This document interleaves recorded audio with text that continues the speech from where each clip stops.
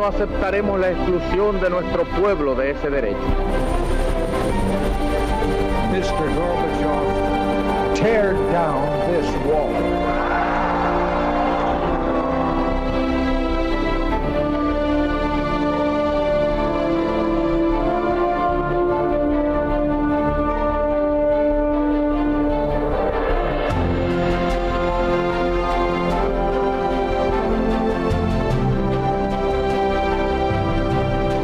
Señoras, caballeros, bienvenidos a Tiempos Modernos. Hay en el siglo XX un acontecimiento único en toda la historia de la humanidad.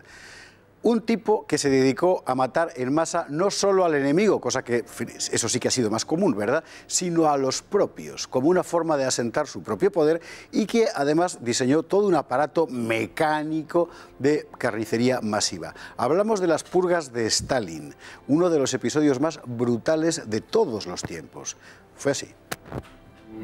A la altura de 1936, el dictador soviético Stalin, obsesionado por eliminar cualquier disidencia dentro del partido, abrió un periodo de crímenes masivos que pasaría a la historia como la Gran Purga. Sus víctimas, los propios dirigentes comunistas. La Unión Soviética ya había ejecutado purgas antes, como las ejecutará después, pero lo que ocurrió entre los años 1936 y 1940 fue una verdadera locura. Estamos hablando de unos 700.000 asesinatos, otros tantos condenados a penas de prisión y campos de trabajo donde muchos de ellos morían, y cerca de 25.000 exiliados, y todo eso en poco más de 3 años. ¿Qué se proponía Stalin? Básicamente, borrar cualquier huella de la estructura de poder anterior a él. Había que evitar disidencias internas, había que aniquilar las pervivencias de los viejos partidos, había que desmantelar las redes de oposición social, los campesinos libres, por ejemplo, había que limpiar el ejército de pervivencias de la época zarista y, de paso, había que anular cualquier oposición a su propio poder. La Checa, la NKVD, la policía política del régimen, se puso a trabajar bajo el mando de Yagoda. Se organizaron 3 juicios sucesivos, presididos por el fiscal Vyshinsky. Por allí pasaron los principales nombres del partido: Kamenev, Bukharin, Zinoviev, todos acusados de traición. Sometidos a crueles torturas, confesaron. Solo un dato: de todos los delegados del Partido Comunista en 1934, cerca del 60% fueron arrestados y ejecutados. Los propios responsables de la Checa, Yagoda primero y Yezhov después, terminaron víctimas de la histeria stalinista. Un nuevo represor, Beria, hará el trabajo. Además de los nombres más señeros del Politburó, bajo las purgas de Stalin cayeron la mayoría de los militantes de primera hora, muchos líderes comunistas en el exterior, los mandos militares más señalados y los responsables de la intervención soviética en España durante nuestra guerra civil.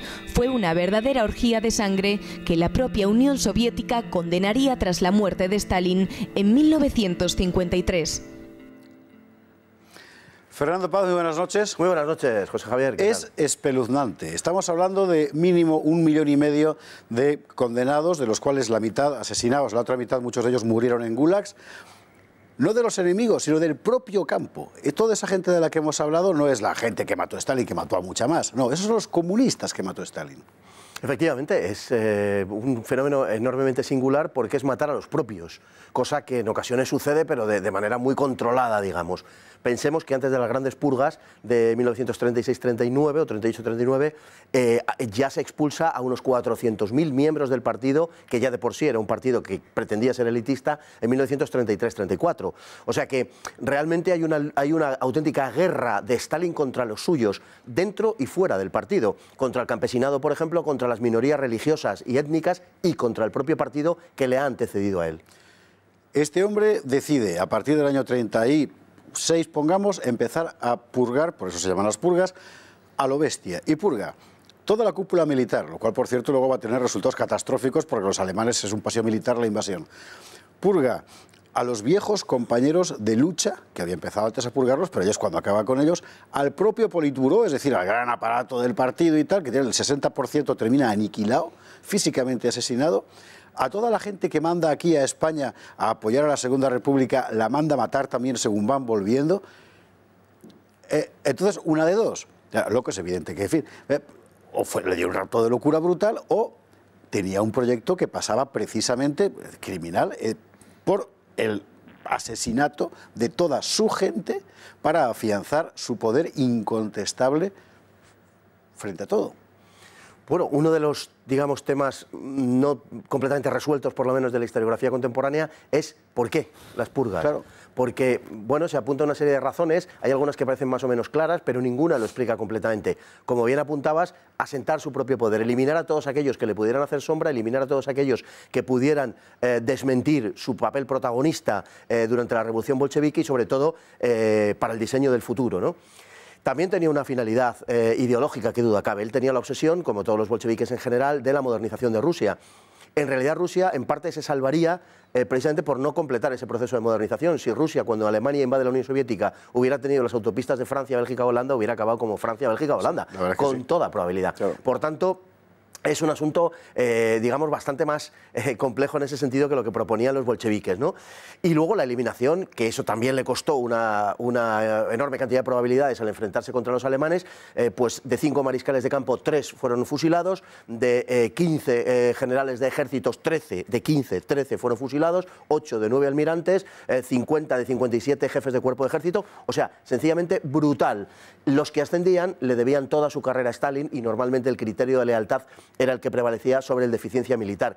Es verdad que de esa generación salieron algunos militares también muy buenos, es de justicia decirlo, pero claro, a un coste esencialmente brutal. En fin, sí, pero en todo caso. Una cosa, dentro de las víctimas, de una forma absolutamente despiadada, Stalin sacrifica a los comunistas de los países que por el pacto germano-soviético pasan a ser ahora aliados de la Unión Soviética. Es decir, los comunistas que se habían opuesto al nazismo son entregados para que los maten. Efectivamente, y de hecho, cuando uno coge la nómina de los miembros del Comité Central del KPD, del Partido Comunista Alemán, resulta que Stalin mató a más que Hitler. Numéricamente, mató a más comunistas del aparato del partido del KPD, el Partido Comunista Alemán, que Hitler. Y muchos de los que todavía permanecían y se habían librado, como quien dice, literalmente por los pelos de las purgas en 1939, fueron entregados a la Gestapo durante los meses inmediatamente posteriores a la firma del pacto Ribbentrop-Molotov. Así es. Es verdaderamente increíble. Bueno, todo esto se organiza formalmente en 3 procesos consecutivos, los llamados procesos de Moscú, que en realidad era una auténtica parodia. Hasta los años 70, quiero recordar, los comunistas europeos aún hablaban de los coloquios de Moscú, que hay que ser firme. Bueno, que dirige el fiscal jefe Vichinsky, que es un auténtico obseso criminal, y van pasando uno detrás de otro, y Vichinsky no es un fiscal al uso. Vichinsky se dedica a insultarlos, les calumnia, los torturan, en fin. Así es, así es. Es un proceso... Estamos hablando de gente que era altos cargos del partido. Es que esto es como si Rajoy decide coger a Javier Arenas, ¿verdad? Claro. Pues no es una idea. Más o menos, sí, son 3 grandes procesos. El primero, que empieza en agosto del 36, que liquida lo que se llamó en la jerga bolchevique el centro de espionaje trotskista zinovievista, que también acaba con Kamenev, con la cúpula del partido en Moscú. El segundo, que barre los últimos restos, con Radek. Y el tercero, que es el de marzo de 1938, que la víctima fundamental es Bujarin. Y esto es otro de los hechos más curiosos. Bujarin era amigo íntimo de Stalin, perdón, incluso veraneaban las familias juntas. Sí. Es que cuesta entender esto. Veraneaban en Sochi, ¿no? Todos los veranos iban juntos a veranear. Bueno, lo liquidó. De hecho, cuando muere Stalin, una de las cartas que aparece en su oficina, en su buró, en su mesa, es una carta de Bujarin que todavía guardaba, que todavía conservaba, donde le preguntaba: Joseph, si tengo que morir por el partido, muero, pero me gustaría saber por qué. ¿Por qué necesitas que yo muera? Hay una novela que recomendamos absolutamente, por supuesto, que es El Cero y el Infinito, de Arthur Koestler, donde aparece un personaje. Koestler era comunista, lo había sido hasta muy poquito antes de escribir esa novela. Aparece un personaje que es Rubachov, que encarna al tipo que muere sin saber por qué, pero por el partido, que es un poco la síntesis del sinsentido de toda esta historia. Quiero recordar que los 2 jefes consecutivos que ejecutan materialmente la purga, que son Yagoda y Yesov, los 2, a su vez, son ajusticiados también en el mismo proceso. Los 2 son ajusticiados, efectivamente. Yesov se carga a Yagoda y Yesov luego es ejecutado, aunque lo tendrían preso durante unos meses, en 1940, es ejecutado también por Beria, efectivamente. Los 2, Yagoda y Yesov, en su vida personal eran cualquier cosa, digamos, menos edificante, eran personajes absolutamente siniestros y de una degradación moral muy notable, lo cual, en fin, se compadece mal con el fundador de la Checa, que era Chersinsky, que era un verdadero verdadero místico de la revolución. Robespierre, efectivamente. Sí, y en cambio los que le suceden son unos absolutos degenerados en todos los aspectos que uno se pueda imaginar.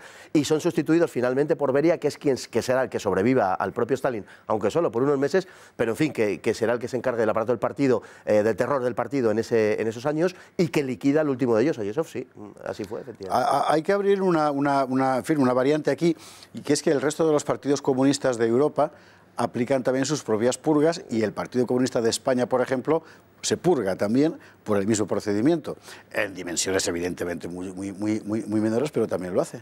Todos los partidos comunistas sufrieron esas purgas, y además, entre tanto, del centro, que era como se llamaba Moscú, iban mandando que fueran de visita a la Unión Soviética muchos de los principales responsables de los distintos partidos comunistas. Cuando llegaban allí, invariablemente, quizá con alguna pequeña excepción, pero normalmente eran liquidados. Y mientras tanto, en sus países respectivos se producían purgas que normalmente terminaban con la liquidación del purgado, por supuesto, y en algunos casos eso se prolongó durante mucho tiempo, como por ejemplo en el caso de España por el régimen Comorera, por ejemplo. El caso de Comorera, claro, que es el caso prototípico, ¿no?, de, digamos, localización del traidor y que finalmente es entregado. Bueno, el caso de Grimau, por ejemplo. Hay numerosos casos en los distintos partidos. El Partido Comunista francés también jugó mucho a esto, entregó una gran parte de sus afiliados, y muchos, curiosamente, fueron entregados y fueron ejecutados en esa época de la liberación, que le llamaron, precisamente por haber cumplido con el papel que el partido le había encomendado, que era el de contactar con los alemanes. Paz, estamos hablando de un delirio. Es una cosa, decía, Condorcet en la Revolución Francesa, a punto de ser guillotinado, el cantor del progreso, ¿verdad? Sí. Decía, el hombre de mi tiempo me parece más ruin por su razón que por sus pasiones. Sí, sí. Es un poco esto, porque estamos hablando de una filosofía organizada del siglo XX que termina en semejante delirio. Que termina en semejante delirio, efectivamente, y que tendrá su continuación en la Revolución Cultural China, que será verdaderamente terrible, sobre todo desde el punto de vista filosófico, eso, sí. Y su prolongación natural, que es el maoísmo extremado y radical de los Khmeres Rojos, que será quizá la mayor locura que se ha implantado en el planeta Tierra. Si hubieran podido, probablemente hubieran sacado Camboya de este mundo, ¿no? Es casi un 25% de la población, más de un 25% lo que se carga por Pot. Sobre 7 millones, casi 2. Sí. Un minuto. ¿El asesinato de masas es inherente al comunismo? ¿Es posible un comunismo sin asesinato de masas? Desde el momento en que la filosofía que nutre el comunismo es una filosofía materialista, que por tanto considera al hombre no como un agente propiamente de la historia, sino que la gente es la clase social o el grupo, es muy fácil que desemboque en matanzas colectivas. Sin duda ninguna, claro. La persona humana se convierte en una cantidad de la que es posible prescindir supuestamente en aras del beneficio colectivo. Es que es el producto de un medio, por lo tanto lo que hay que hacer es modificar el medio. El buen bolchevique, ¿por qué terminaba confesando sus crímenes? Crímenes que no existían, porque Lenin había determinado que el buen bolchevique se comportaba como la célula de un cuerpo. Lo que importaba era el cuerpo, no la célula. Era el partido. Bueno, pues al cuerpo prácticamente se lo carga Stalin, él sobrevivió el suyo. Pero, insisto, es un acontecimiento único en la historia. Nunca había pasado, un poquito en la Revolución Francesa, pero menos hasta ese momento. Las purgas de Stalin que dieron la medida de lo que significaba realmente el socialismo real, el comunismo soviético. Fernando Paz, muchísimas gracias. Hasta la próxima vez. Un placer. Y a ustedes les espero mañana aquí en Tiempos Modernos. Muchas gracias.